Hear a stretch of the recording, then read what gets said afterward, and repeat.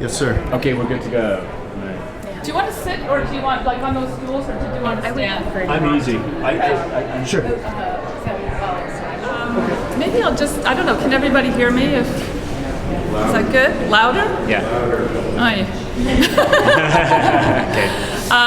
So I thought I'd just maybe speak very briefly about why it was so wonderful for me to have a performance in the show, and particularly why it was really fabulous for me to have Corinna here as well as Gary, because a lot of the show turns around the idea of how can we empathize and communicate like really deeply with other people.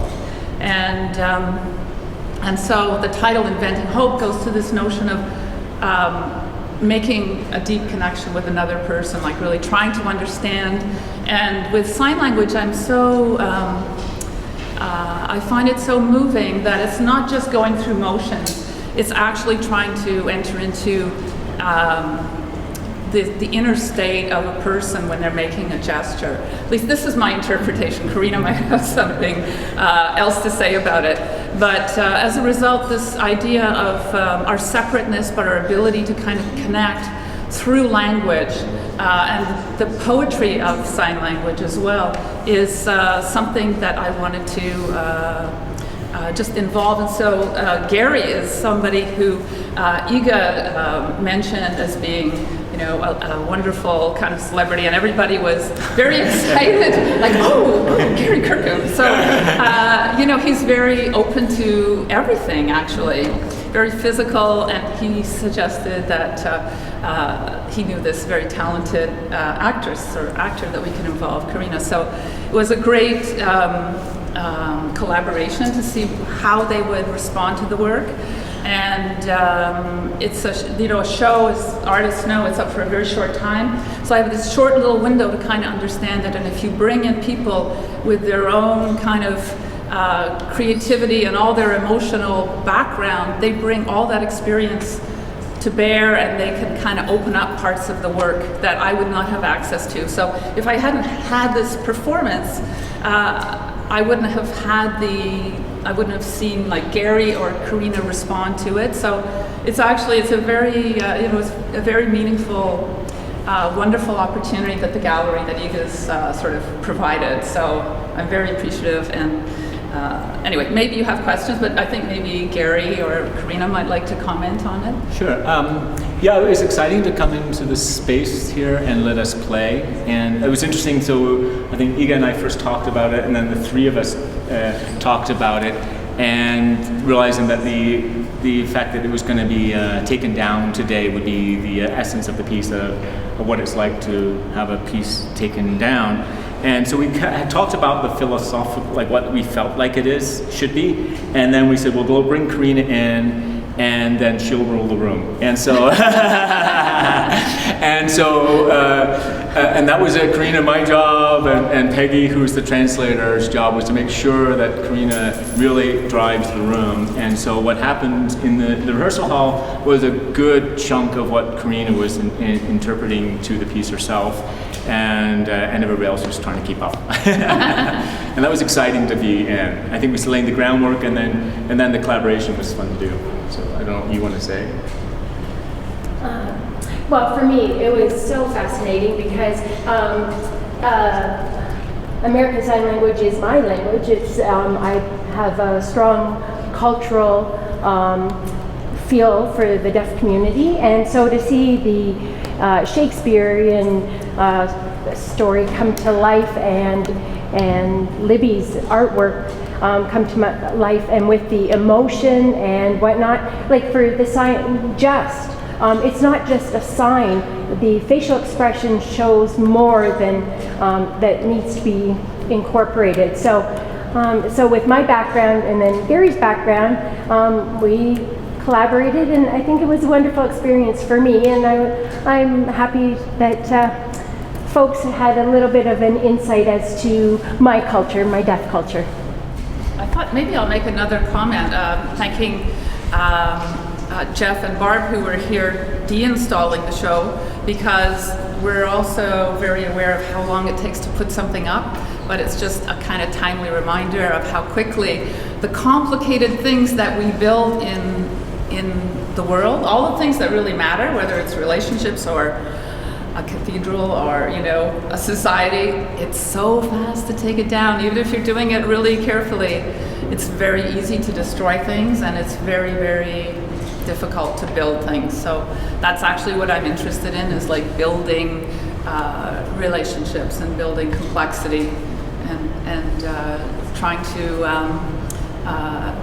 to build better relationships, and trying to be better too in the process. So.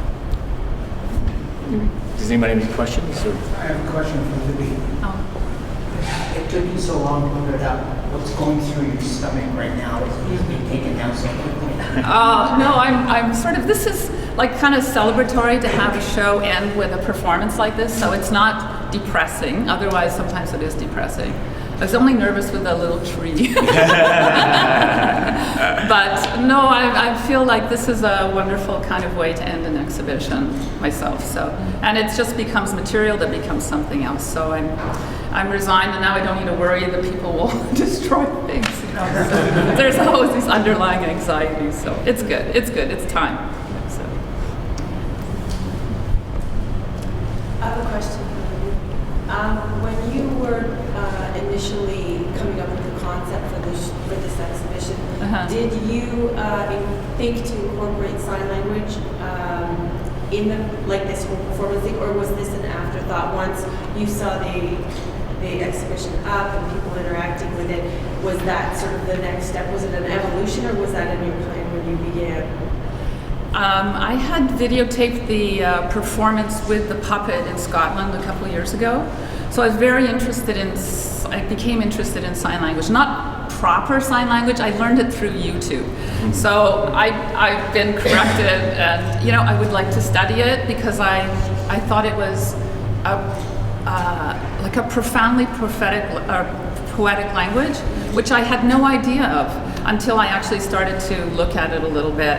And it made me think, oh, it's like, you know, all human beings, there's so many aspects that are just hidden to us. So I thought it was really just a revelation to me. And so when I did this show, that was a theme that I was developing. I didn't think that there would be a performance with a deaf actor, but I thought that it was just wonderful that there could be, because I thought it would be very interesting to reach out to the deaf community and see how they might respond to it. So I was interested. I didn't think I'd have the opportunity to do something with it, but very grateful. Well, I just wanted to say the work is visually beautiful, and the performance actually added a whole other layer to it. Oh yeah, I think so It was too. very well done, and I very much enjoyed it. Good, I'm glad. We're all glad.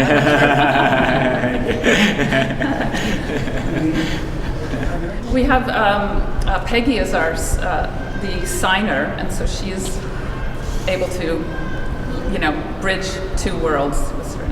And when Corinna first did her performance in the rehearsal of The Poor Naked Wretches, Peggy said, "Oh, you don't know, but that was brilliant." But we did know. We just didn't know fully because, you know, just the gestural language that can communicate. But yeah. But anyway, so. I'll talk about having Peggy in the room, because all of a sudden, Corinna and I worked together and we didn't have a translator in the room. And it was amazing how quickly our creation together worked with having a translator in the room. And in the end, we just ran like as fast as we could, you know. And Peggy was just catching up, trying to do it. But so we were not.